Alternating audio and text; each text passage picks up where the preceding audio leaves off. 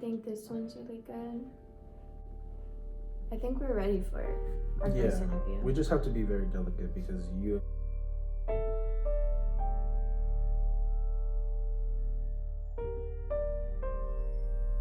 understand that these situations are unbearable for them. So let me call him in.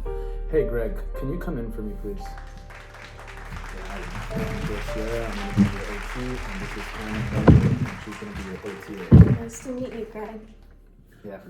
I know this is very difficult and very complicated for you to discuss, so please take your time and don't feel rushed. I was wondering if you can take us back to this experience that you had that kind of led you into having PTSD. I'm sorry. I just don't feel comfortable speaking about this with Miss Hannah over here. I'm sorry. I don't want to be rude. It's okay. If it makes you feel better, I'll excuse her.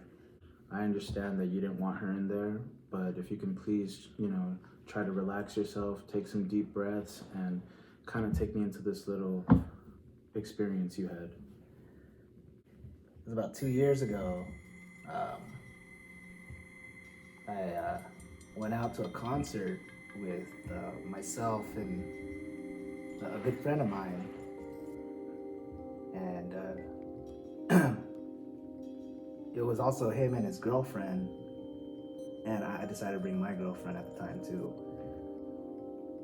We saw Travis Scott. Everything felt like it was all aligning. Everything made sense, and the concert ended late, so we got a hotel like planned, and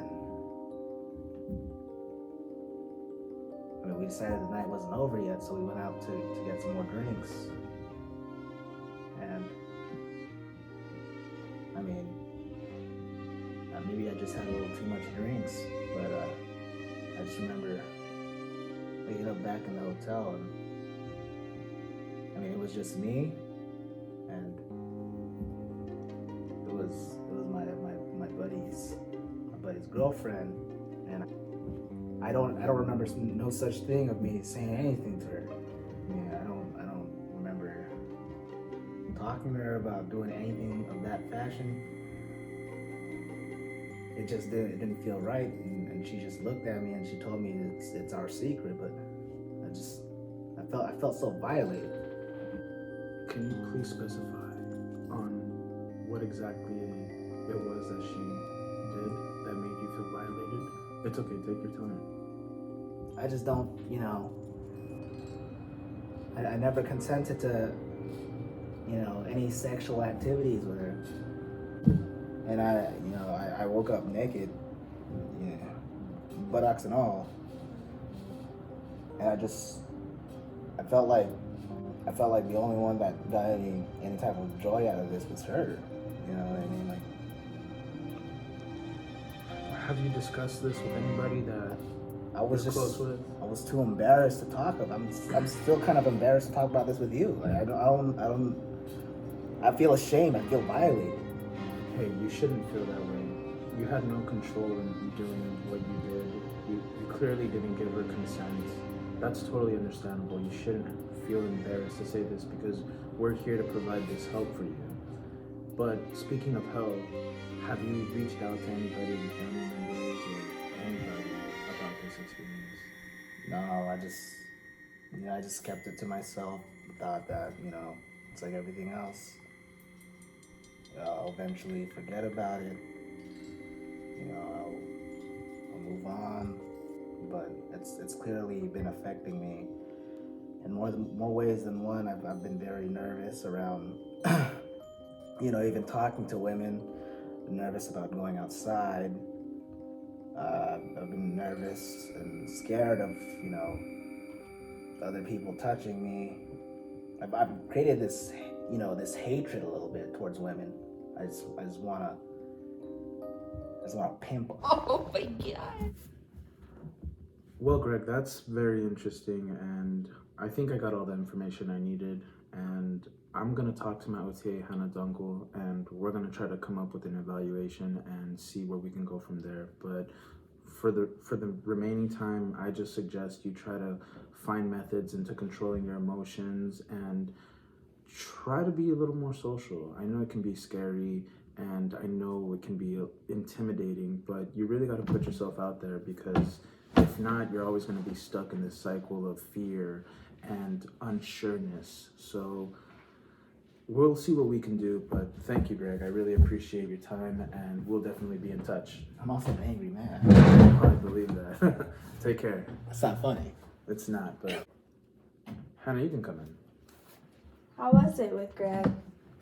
Just like every other case, it was very, very traumatic for them, and understandably, because they go through a lot of stuff.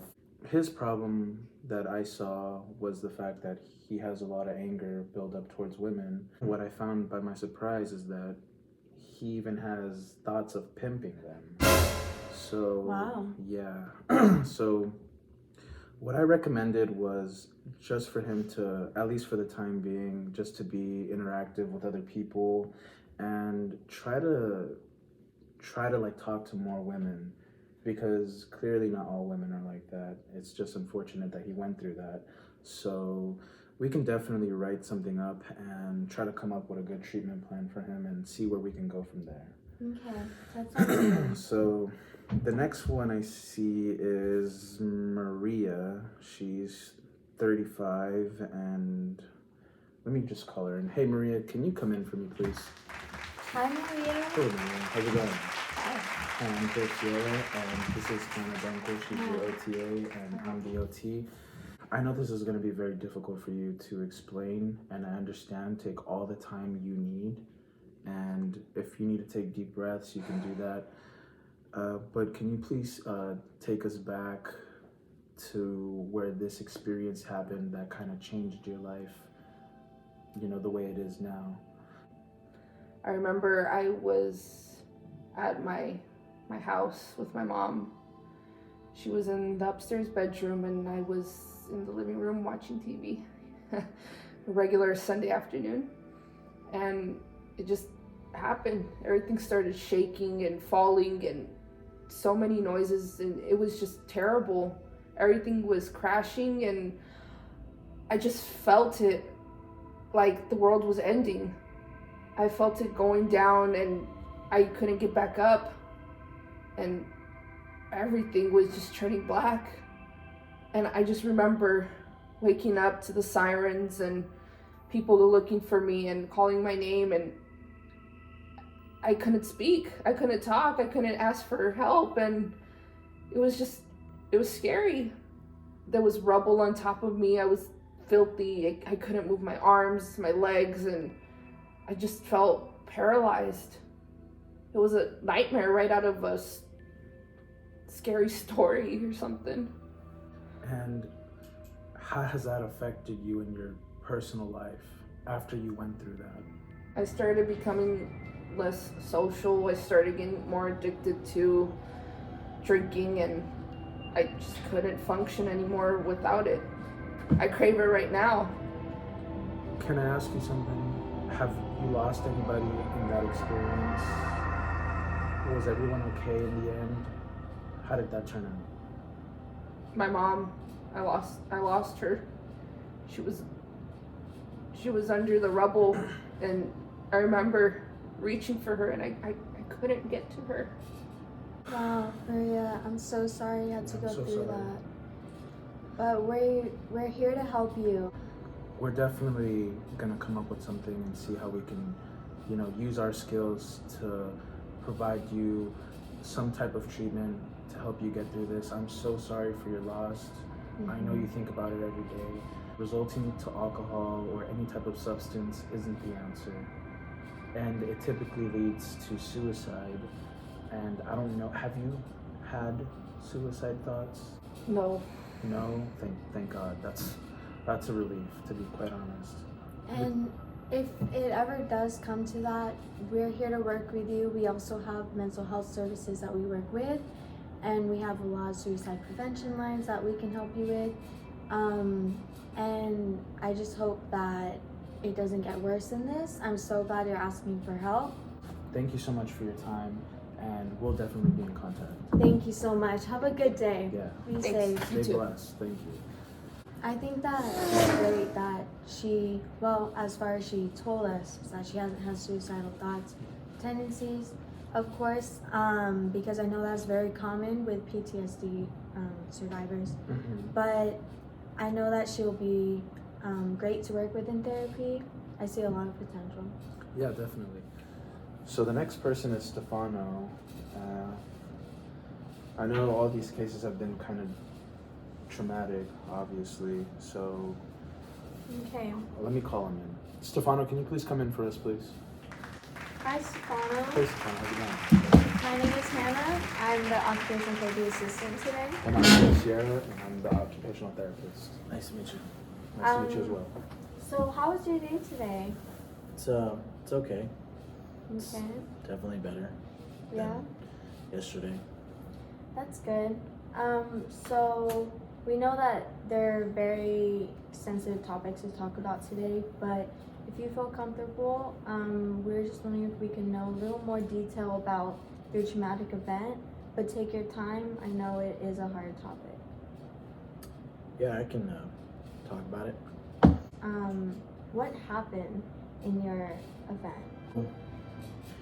It was Super Bowl Sunday, and we were driving to a friend's cookout, and it was me and my pregnant wife, and I was the one driving, and I guess we were driving on the 9:30 in the morning just to be there early, but as we're driving on the freeway, just normal traffic, all the cars were flowing through, but a car just hit us.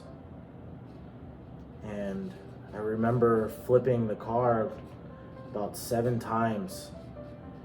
And I look over to my wife as she is flying inside and out of the car.